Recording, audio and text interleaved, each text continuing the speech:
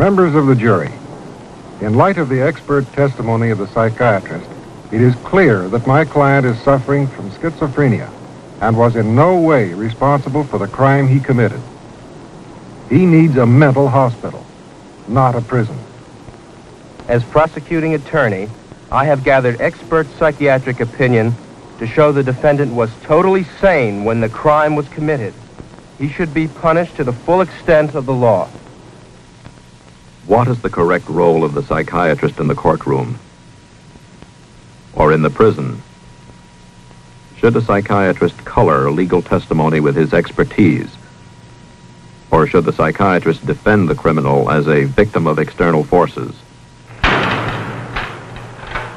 And what should be the convicted man's fate?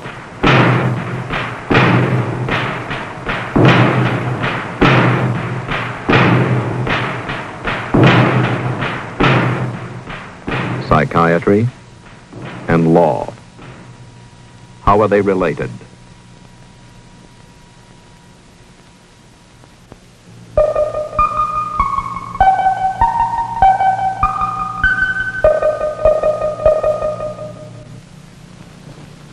I am Dr. Thomas Szasz. It is my view that the use of psychiatry in the criminal law subverts and contaminates the judicial process and degrades and dehumanizes the individual accused or convicted of an offense.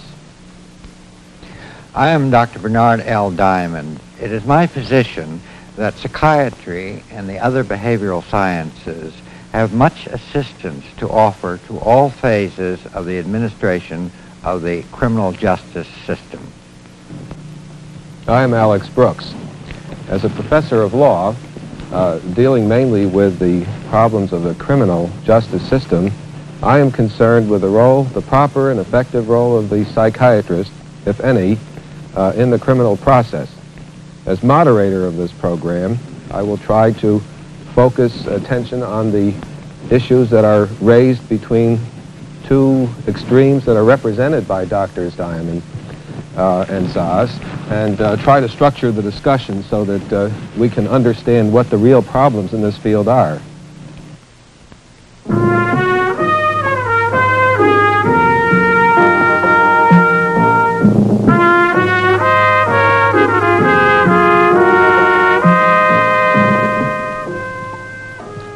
Welcome to the exploration of concepts and controversies in modern medicine, one of a series of programs dedicated to examining the uncertain, candidly recognizing that much of today's teaching is necessarily based upon opinion, and that the opinions of eminent physicians in a given field vary widely. The National Medical Audiovisual Center believes that openly airing such opposing views is a basic responsibility of medical communications. Professor Alexander D. Brooks, Rutgers University Law School, will act as moderator of this presentation. Now, Tom, you've started out in what those of you who know you have come to regard as a characteristically provocative way by talking about the role of psychiatrists who think of themselves as healers and helpers, humanitarians, and who are so regarded generally by the public as contaminating and subverting and degrading and dehumanizing. Now, this seems like a very harsh indictment of the role of the psychiatric profession in the criminal law, and I wonder if you could spell out what you have in mind. Well, I will try, Alex. Really, my view is rather simple in this respect. My point of departure is that the criminal law, is essentially a system of social controls. Every society must have an articulation of what is acceptable and desirable behavior and what is unacceptable and prohibited behavior. And in modern Western free societies, the way to deal with prohibited behavior is through the criminal law, through its sanctions and through its procedures, which give a great deal of protection to individuals accused of crime in order to prevent innocent persons from being punished. Now, psychiatry comes into this process through the false representation that it is a medical science, when in fact it is my view that it's neither medical nor in its courtroom use scientific. In its courtroom use, psychiatry is a strategic intervention to achieve certain policy or social objectives, and more particularly because of its consequences, which can be involuntary incarceration, that is a form of imprisonment, to psychiatric auspices. It is in fact an ancillary to the social control system, to the legal system, the penal system. An illustration of this would be, and in other words, because of its consequences, not because of its aims, but because of its consequences, it is dehumanizing in the law. It is my general view that whenever psychiatry is used against the will of the individual upon whom it is used, it is antagonistic to him and not to his benefit.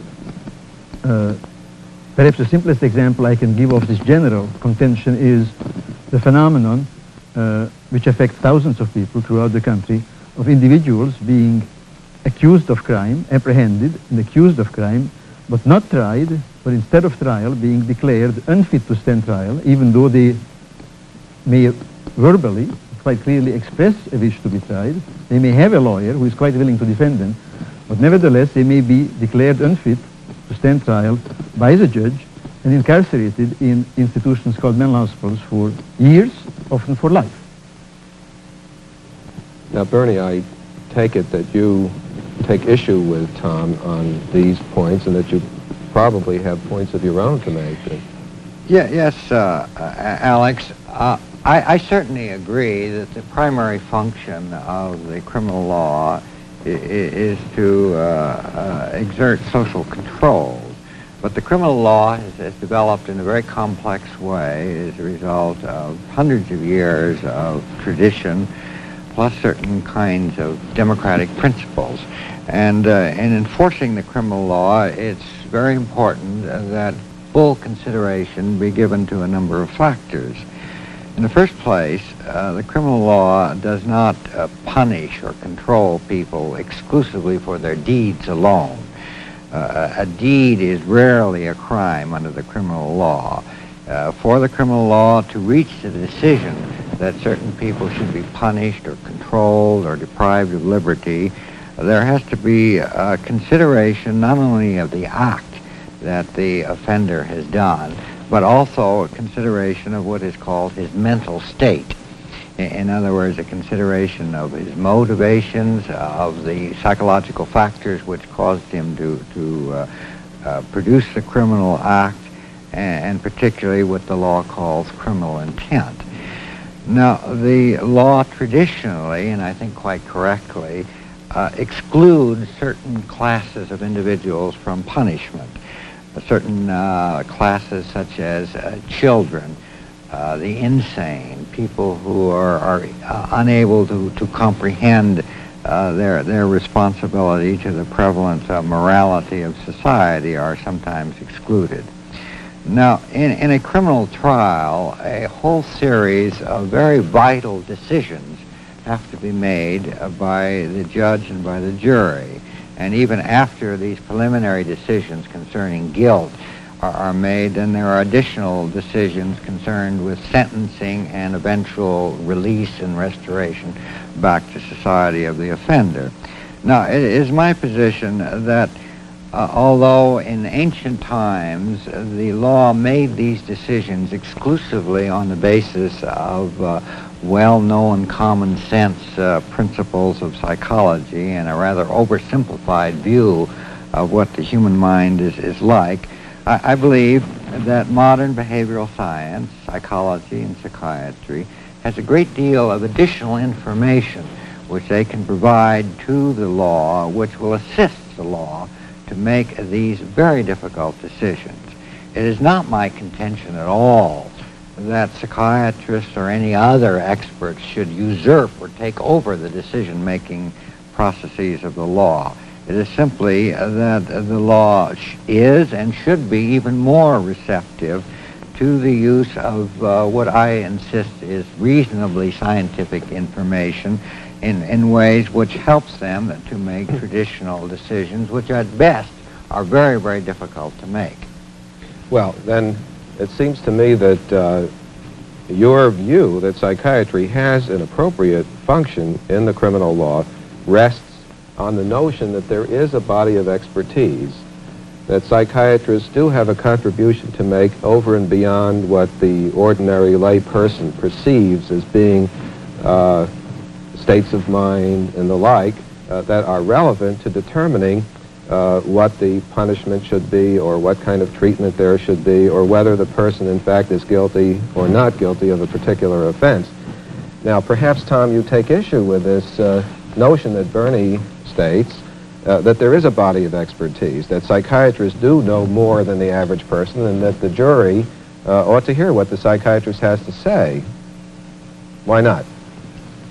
Well, it is my view that psychiatrists certainly know more about how to do psychotherapy or psychoanalysis than lay people. But when it comes to their courtroom behavior, it is my view, and this is illustrated by the battle of the experts, that essentially psychiatrists are for hire. Their participation is moral. Again, let me illustrate this. Historically, psychiatrists themselves, this is not my view, psychiatrists themselves have been very proud and vocal in saying that they have declared defendants insane in order to save them from the death penalty. This has been one of the traditional claims which they themselves have made. Now, this is not a scientific statement. This is a moral justification. This may be morally very nice, but it's nothing to do with science. Well, I think it can be related to science. I, for one, would quite be prepared to state that I have testified in court with the hopes of saving a particular defendant from the gas chamber, simply because I believe that I had quite accurate scientific information about the offender's state of mind at the time of the killing, which is directly relevant to the issue of whether or not this man is legally liable to the death penalty. And when what I insist is reasonably accurate and scientific information is presented to the trier of fact, then in some instances the trier of fact is able to see that this man is no longer meets the legal requirement for the death penalty. Have you ever testified that he should be put to death? No, I am quite unwilling to play both sides of the fence here. That's my point, but you say it's scientific. Well, a toxicologist, if he examines body fluid, sometimes finds arsenic and sometimes he doesn't. No, I have never falsely testified. That wasn't my point. It doesn't have to do with facts. It has to do with moral judgments. You testify in accordance with your moral belief that people shouldn't be put to death. That's a very respectable view, but it's not a scientific view. It's a moral view. But that isn't what I testify to. I testify as to certain kinds of information which I have been able to obtain from the defendant. And if I'm not able to obtain this information from the defendant, then I don't testify. But you are making an arbitrary distinction between the content of your testimony and the consequences and the aims towards which you are striving. Well, in a sense, the jury is responsible for making the factual judgment, and even if you have two psychiatrists testifying on opposite sides of the fence, the jury then evaluates the testimony of either psychiatrist and makes a judgment in terms of its own finding of fact, its own moral judgments. What's wrong about that? Why shouldn't there be this battle of experts? Is there anything that's distortive about it? I am all for that. I am all for that, because what happens when there is a battle of experts? It's like a battle of advertisers. It's advertising. One says buy Ivory soap, the other one says buy Palmolive. And what the jury does is throw it out. The whole thing is no good, which it isn't. That may occur, but that isn't a necessary consequence of the judicial process. That is a consequence unless the defendant is so degraded that he cannot have representation. It doesn't have to happen that way. The battle of experts is largely a product of the fact that only very, very borderline controversial cases come to criminal trial. The great majority of criminal events, shall we say, are settled by the law on some other basis than a criminal trial. Maybe 90% of all criminal offenders are dealt with by the law on some other way than a criminal trial. Now, those cases which are very difficult to decide, those cases which are raise very difficult borderline issues which are not easily resolvable are the ones that come to trial. And it is precisely that kind of case which requires the full exploration of every conceivable source of information about the defendant, so that the trier of fact, the judge, and the jury can consider all the various possibilities. Now, obviously, a person who is a marginal case it exists in a situation in which one could bring out this element which would prove his sanity, and that element which would tend to assert his insanity. And this leads, I think, quite correctly to the presentation of diverse, again, which I have to insist are scientific, bits of information, that is, observations about this defendant, which should be taken into consideration by the trier of fact. Bernie, it seems to me that while we've focused so far on the insanity defense and criminal prosecutions, that in fact, by reason of the lack of very many insanity cases, that the insanity defense and the role of the psychiatrist in the criminal process is really important to people and fascinating to them and of great concern in the criminal justice system by reason of the symbolic importance rather than the fact that there's a large volume of such cases. And the symbolism of it is this: are criminal acts the product of mental illness? Does the psychiatrist have an appropriate role in defining crime and in classifying and characterizing offenders? And then further, once it's determined that the offender is guilty of some offense, a treatment program, whether in a mental hospital or in a prison, is determined, and the psychiatrist perhaps plays some role in that. The psychiatrist apparently has a tremendously important role in determining how long the offender will remain in a hospital or remain in prison, particularly where we have development of indeterminate sentences in which there's a large range of time, and with a great deal of discretion given to boards and bodies in which psychiatrists serve and which psychiatrists are asked to report to.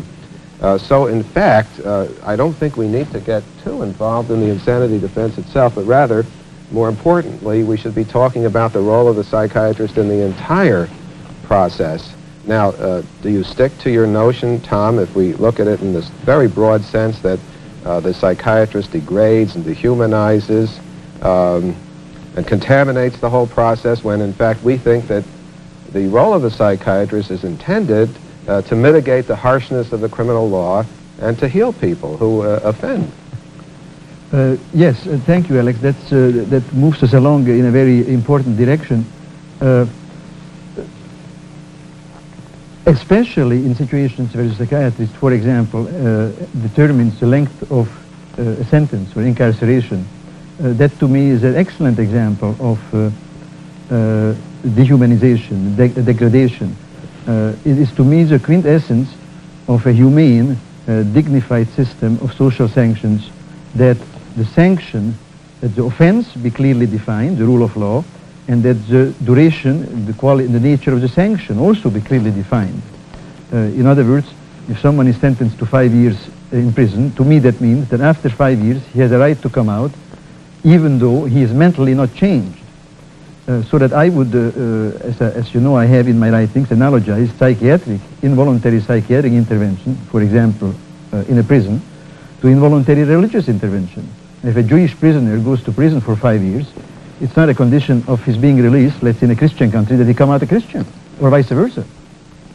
In other words, this is a kind of brainwashing, which is not part of the sentence. The right of an offender not to change. Be compelled to change his Not personality, to change his personality. and presumably the psychiatrist is trying to change his personality. Now, the situation is described as one of helping him to change, to conform, but in fact, certain changes are being perhaps imposed on him. That's Tom's view. What's your... Yeah, well, Tom has described here a view of the criminal law, which I think that many people would find compatible with their own desires. I don't think, however, that it is the correct view of the criminal law, nor do I think it has been the historical position which the criminal law takes in a democratic society.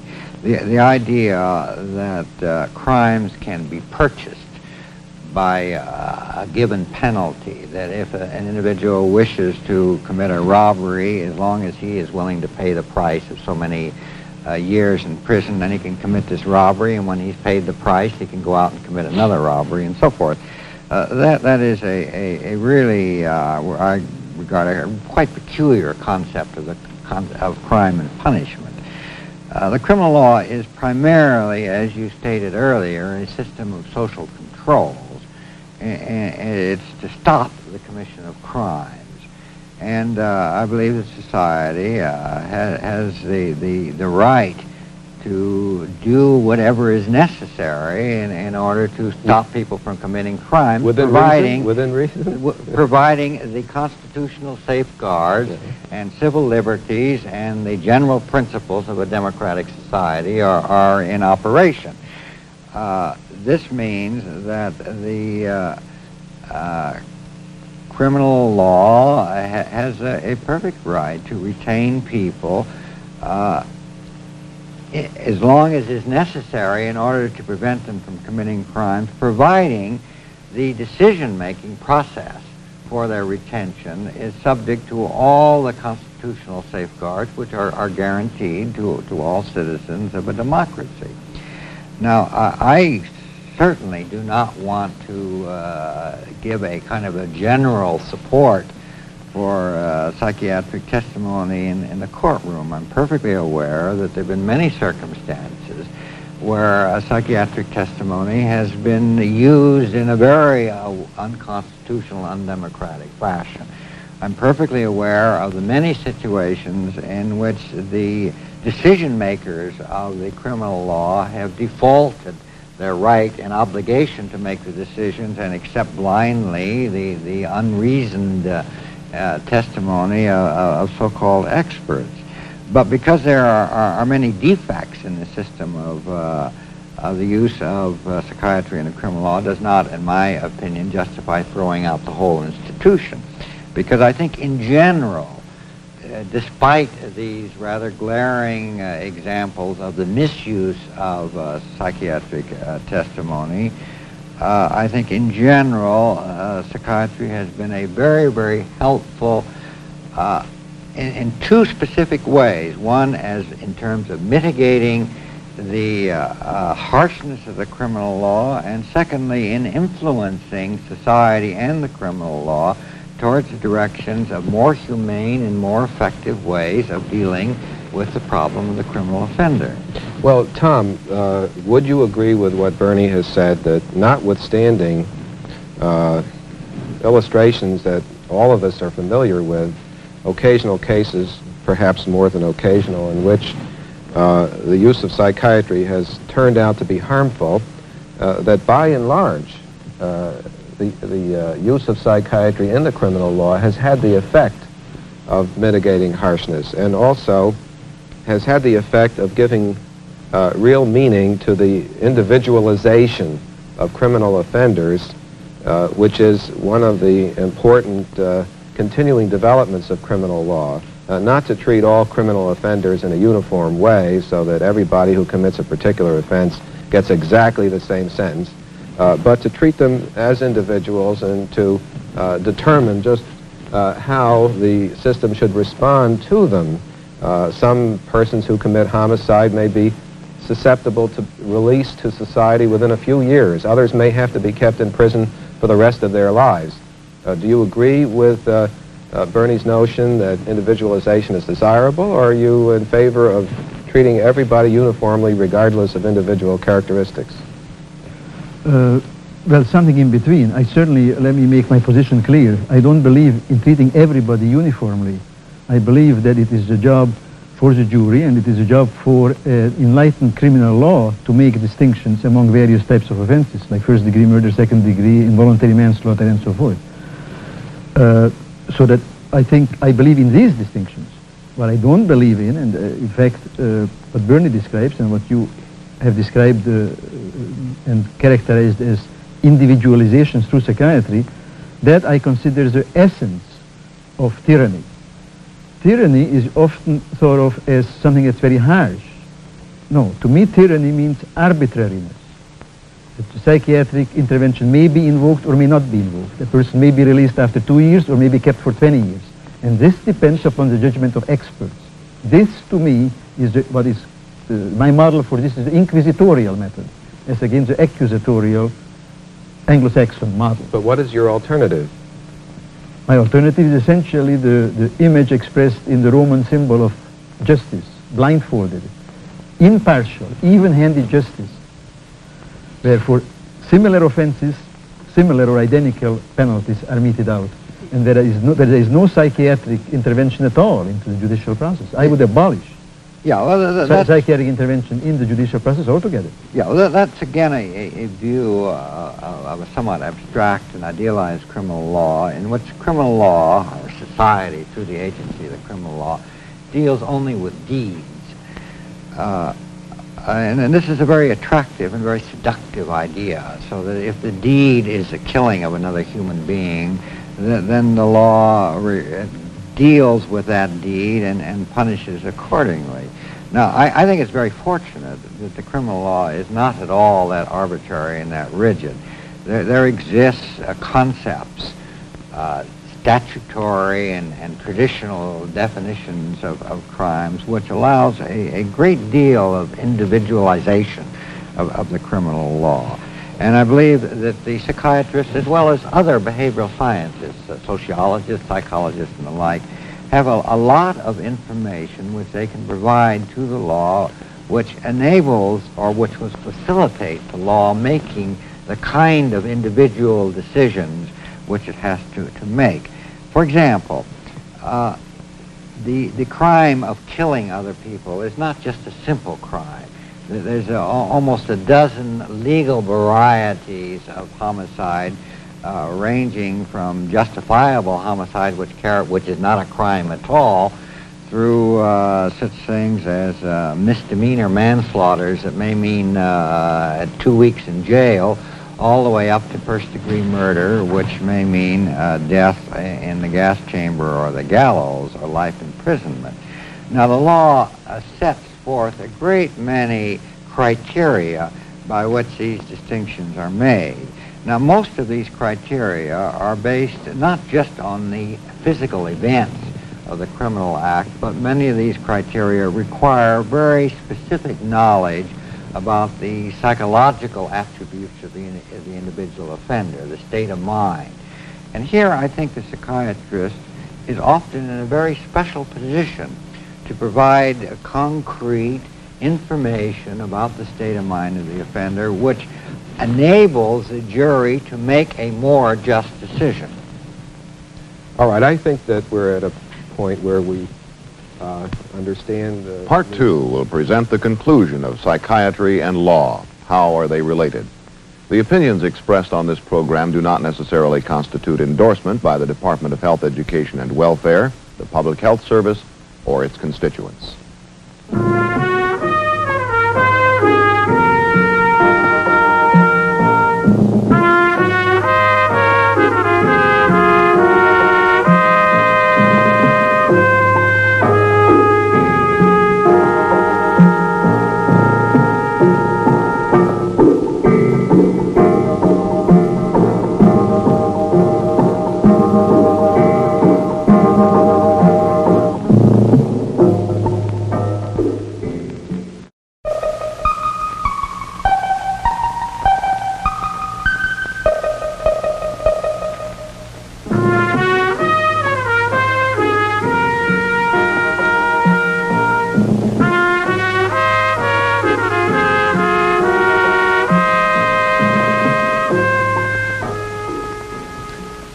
We continue with Part 2 of Psychiatry and Law.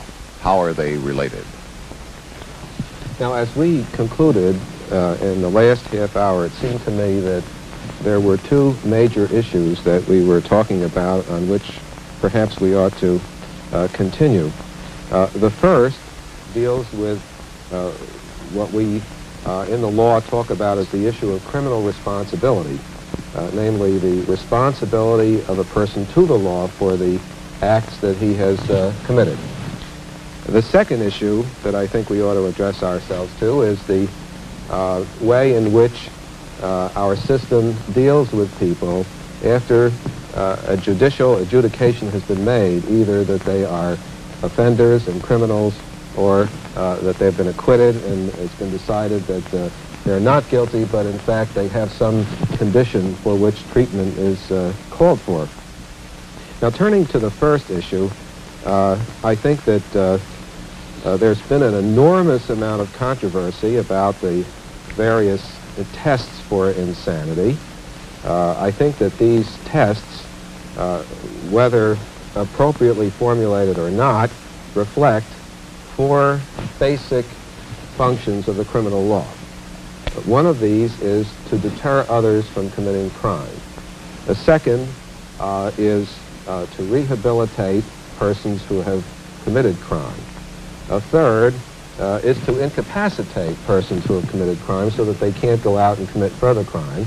And then finally, a fourth is the retribution or revenge function, which still exists, although most people would like to think of it as absent from our criminal system. Now, it seems to me that the psychiatrist has a role in at least three of these four functions or objectives of the criminal law. Certainly, he can help determine whether the particular offender was deterrable or was not deterrable, and perhaps a social judgment can be made whether acquitting him by reason of insanity would have any impact on the general deterrence of others by reason of the fact that he seemed to get away with it, if we'll put that in quotes. In the rehabilitative function, of course, the psychiatrist has a very important role. In the incapacitation function, it seems to me there too the psychiatrist has a role, because in effect what the psychiatrist is asked for is to make a prediction as to whether this person who has committed this offense is likely to commit it again. Should he be incapacitated for the rest of his life because he's too dangerous to release to society? And it seems to me that psychiatrists are asked to make that judgment over and over again.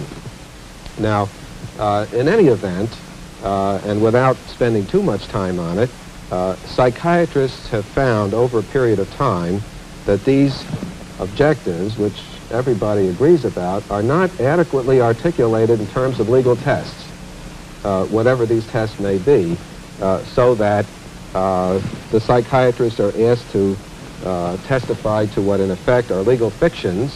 There's enormous dissatisfaction about the way the law has presented itself to psychiatrists. Now, on that assumption, there is a trend away from concentration on the legal test for insanity or determining whether a person is responsible or the extent of his responsibility. And now there is a great trend toward considering the role of the psychiatrist in what we'll call the dispositional stage or dispositional process of the criminal law. We've determined either that the accused person is guilty or that he is not guilty, but something has to be done with him. That is to say, he either goes to prison or he is sent to a mental hospital. And psychiatrists are now concentrating on what the role is of the psychiatrist in that situation.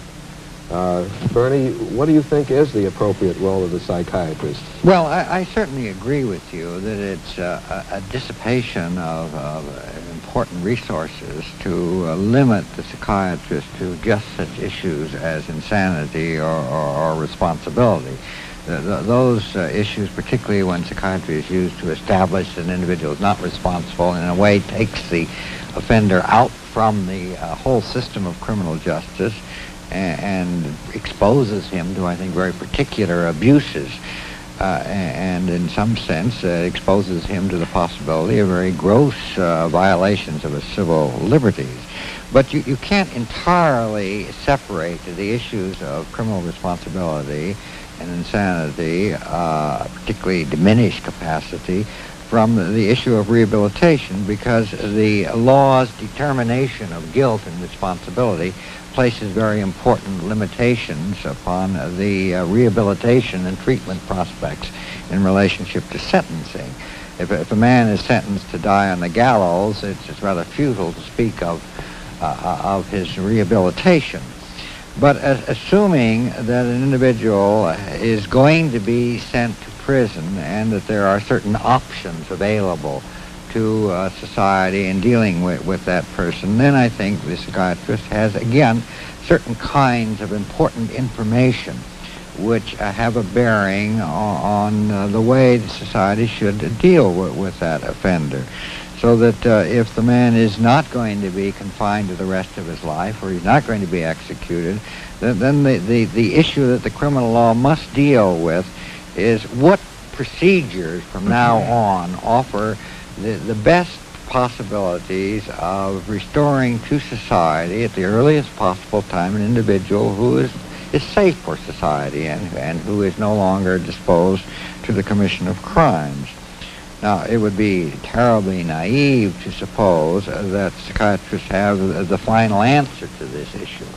But we do have some information about what motivates people, what causes recidivism, and particularly the psychiatrist has a lot of information as to what qualities of institutionalization and prisons and punishments can be very damaging to people and can enhance the tendency to recidivism rather than aid in the reform. So that the psychiatrist can be utilized not only to decide such or to help in the decision making as to how long a person should spend in an institution before he can be released, but also he has a lot to say about what the character of those institutions should be, what kind of activities there should be, whether there should be treatment programs and what kinds of treatment programs and the like. And so that I really do believe that in relationship to sentencing, in relationship to determination as to how long an individual should remain in an institution, at what point is he ready to be restored to society, what is the likelihood of him getting in difficulty at all. Again, psychiatry has certain kinds of information which should be valuable to the decision makers. I do not at all believe that the psychiatrist should be the decision maker here.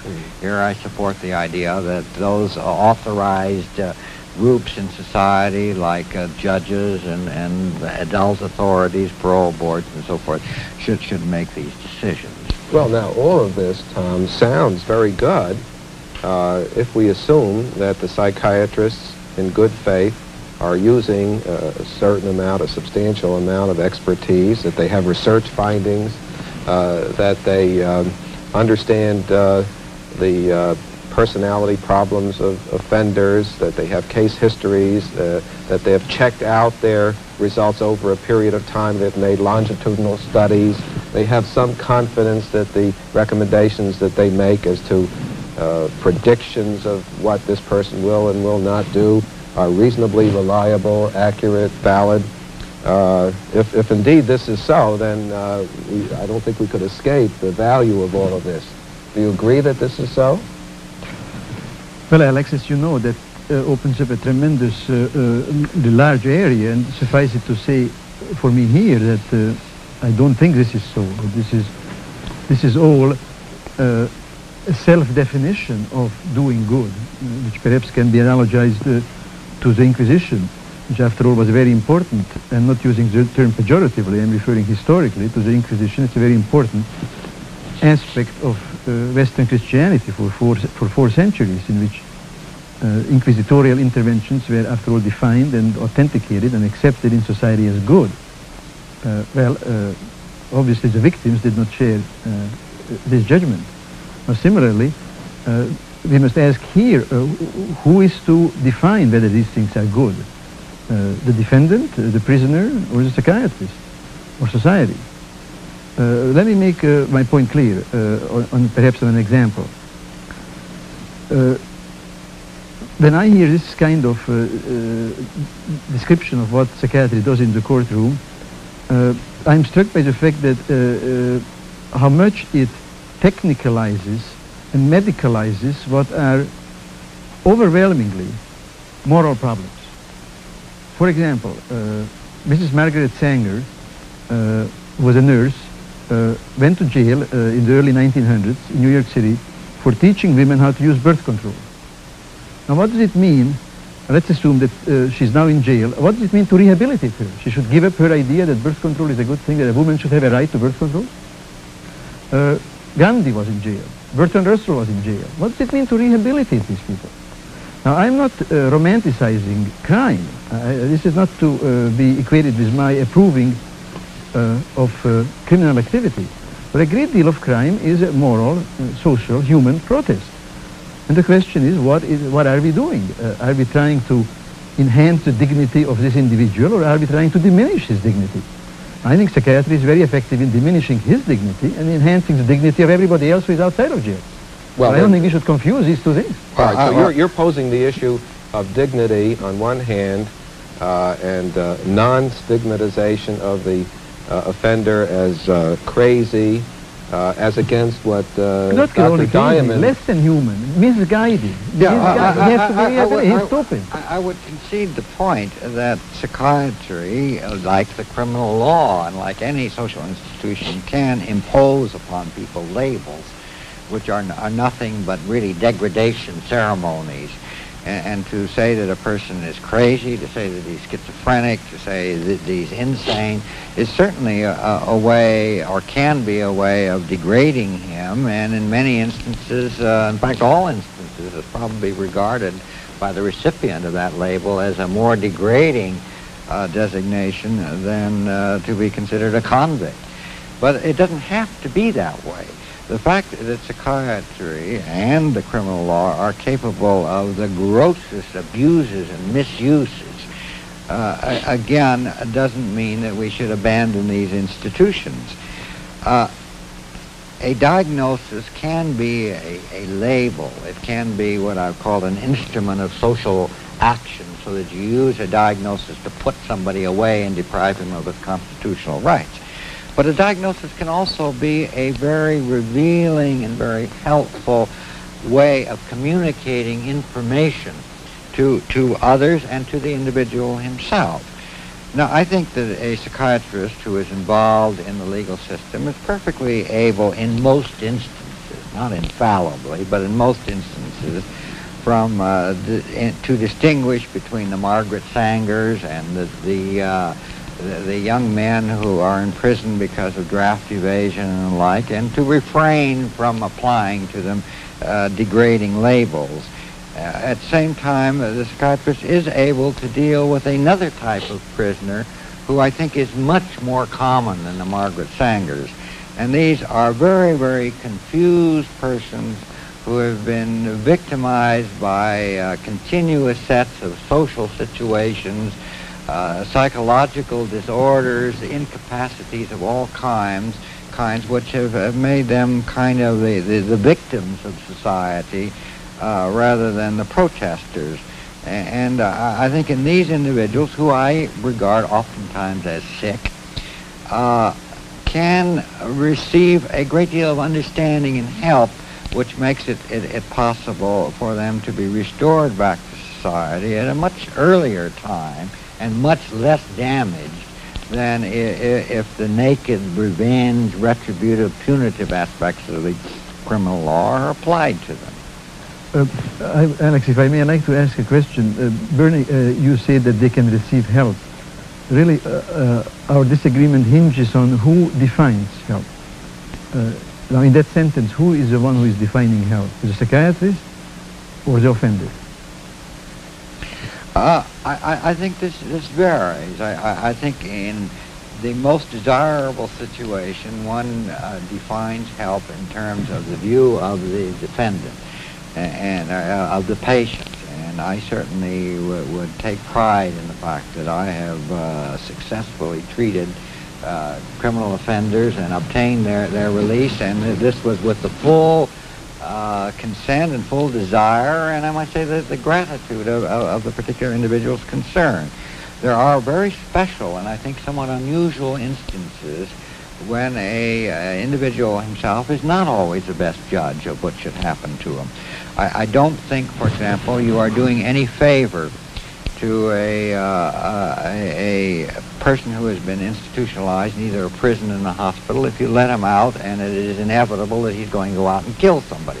I don't think you're doing any favor to a person to allow him to commit suicide. Well, but I know that you and I have a very fundamental disagreement about this point, that you feel that people should be entirely self-determinative. No, you see, you are attributing, excuse me, you're attributing now general views to me about, I was trying to focus it on who determines whether something is helpful, which is ascertainable by whether or not the defendant or the prisoner asks to see a psychiatrist, asks to go to an hospital, or whether it's a judge or his lawyer or the prosecutor who asks for it. Well, I think that society sometimes has to make that determination. But you are making now a moral judgment, which is fine. I am trying to focus on how things are and simply makes a statement that it is my view that when this is done against the expressed desires of the individual, and this is degrading to him. Of course, I think it could be said that even if it's with his consent, and I would agree with both of you that the issue of consent may be an important one. A lot of psychiatrists who have studied the uses of psychiatry in the prison system, as well as in mental hospitals for the criminal offender, take the view that there's an awful lot of hypocrisy involved in it, a lot of dishonesty, that a lot of criminal offenders use the psychiatrist as a vehicle for achieving earlier release. And I think I'm right in saying that there's a great deal of dissatisfaction with the treatment function of the psychiatrist in a prison setting that is essentially punitive. Well, it's very, very difficult for a professional person to work in a prison setting because most prison settings are very, very destructive rather than constructive to the individual.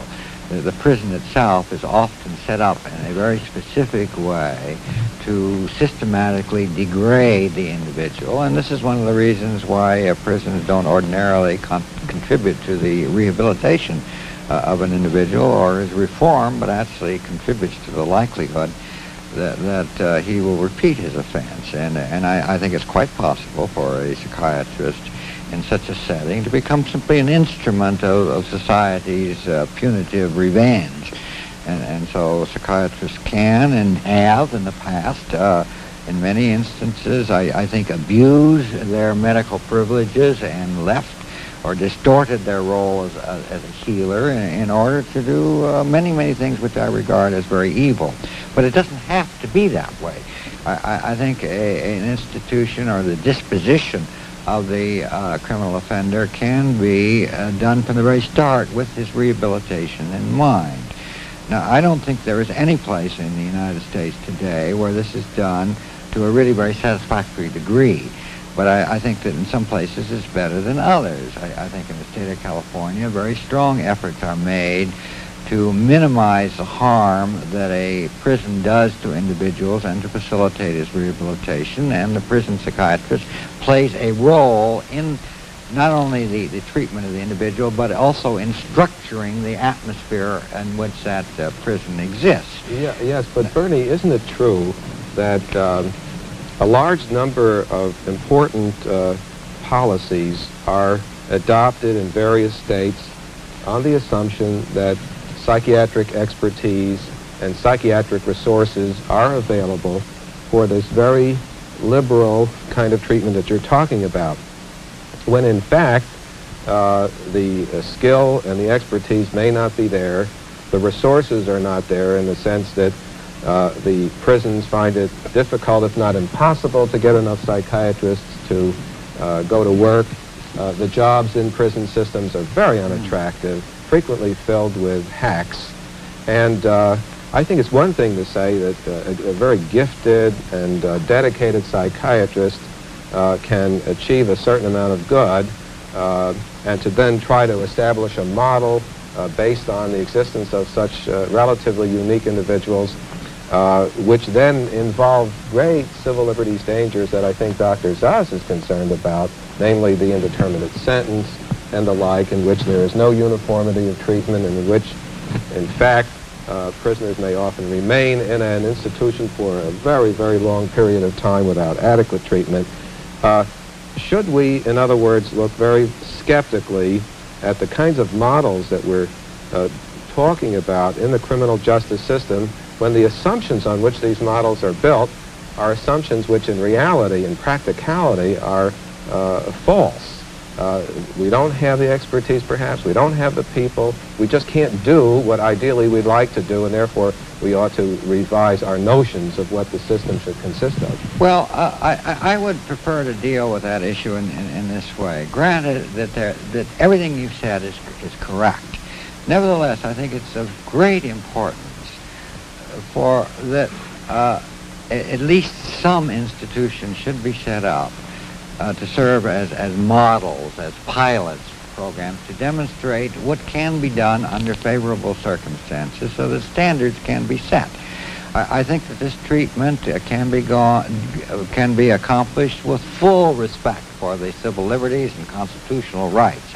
I don't agree with you at all that the indeterminate sentence in any way violates the constitutional rights of an individual.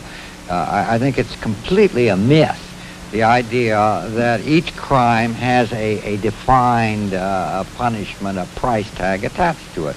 I think the courts have always tended to hold that the indeterminate sentence concept is constitutional. The problem is, if there is an indeterminate sentence, who makes the decisions and what kind of information is utilized in order to decide when the sentence is terminated? Under bad situations, people who shouldn't be making the decisions, namely doctors, make the decision, and all kinds of information is used which should not be used. But it doesn't have to be that way. I think that there are circumstances in my own state of California, I think in England, and in many European countries, particularly Denmark, it's been demonstrated that the indeterminate sentence and the use of behavioral science information can be a most valuable tool, not to restrain people and not to degrade them, but actually to humanize them and to facilitate their restoration back to society. Have you a comment on that, Tom? Well, this is, I have a lot of comments on this, Alex. I think it's necessary that we state, I would prefer to state more clearly my own moral values rather than sort of imply them through policy decisions as Bernie does. It is my judgment, quite frankly, that the indeterminate sentence is more immoral, is a greater moral evil than the death penalty. First of all, this is my view. Secondly, I also think it's a moral evil to speak in a blanket kind of way about restoring people to society. Again, let me take Mrs. Sanger or Bertrand Russell. What does it mean to restore them to society? That they can be held until they promise that they will not, that they no longer believe in the beneficial value of birth control? We have to deal with concrete situations. You're assuming that a psychiatrist makes only kind of one way. No, I don't care who makes it. Well, wait a minute. Or society or prisons or other people make only one-way decisions. Isn't it possible for a psychiatrist or an adult authority or a parole board to decide that irrespective of the legal position that Margaret Sanger's views on birth control do not represent psychopathology, that they do not represent deviance, but maybe represent genius. But if they don't maybe represent... these are desirable ways, and to facilitate the return to society of people like these so that they can carry on their good work. Well, in fact, I think we have to agree that these are relatively unique cases and idiosyncratic cases, and that we're talking about the uses of psychiatry in the criminal justice system mainly for those who are burglars, who are armed robbers, who are persons who have committed homicide. As a matter of fact, it's mainly with the more serious crimes like homicide that psychiatry has been concerned. And I think it would make more sense to talk about whether, not the Margaret Sanger type illustration, but whether psychiatry has much to offer in connection with these routine garden variety crimes. Well, I think it can be demonstrated really quite accurately with figures that under the indeterminate system, sentence system, that the offenders generally are restored or given their liberty sooner than they would be given under a fixed sentence. So it's a mitigating situation, even though Sure. occasionally someone remains for a longer period of time and feels But the unjustly purpose treated. is not to extend their imprisonment, but is to reduce their imprisonment. I think the purpose of the psychiatrist in the prison is not to hold people in confinement. The purpose of the psychiatrist is to facilitate the release of people. Now, it's true that some psychiatrists have envisioned their role as watchdogs of society. They are agents of punitive authority. I assure you I have the same contempt for these colleagues of mine as you do. That I disagree very strongly in such uses, and that every possible legal and medical and ethical precaution should be exerted to stop that sort of thing. But that doesn't mean that the whole instrument of psychiatry, of psychology, of sociology should be just thrown away because there have been some abuses. I think we have just a few Well, I minutes can left. say in 10 seconds, I am not implying that psychiatry should be thrown away. I am only implying that psychiatry should never be used involuntarily. This, of course, is an enormously complicated subject. Dr. Diamond spends 15 weeks of a semester teaching a seminar on the subject. I do. Myself, we spend 30 hours talking about the issues we've tried to cover in 1 hour. And Dr. Szasz has written extensively on the subject. What we try to do here is not resolve anything, of course. It would be impossible, but mainly to illuminate issues, to explore issues, to suggest what the different points of view are on these issues, and I hope we've been helpful to you in doing that.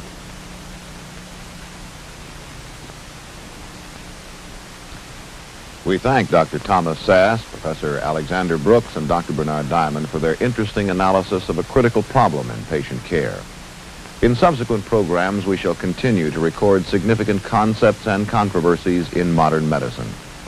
The opinions expressed on this program do not necessarily constitute endorsement by the Department of Health, Education, and Welfare, the Public Health Service, or its constituents.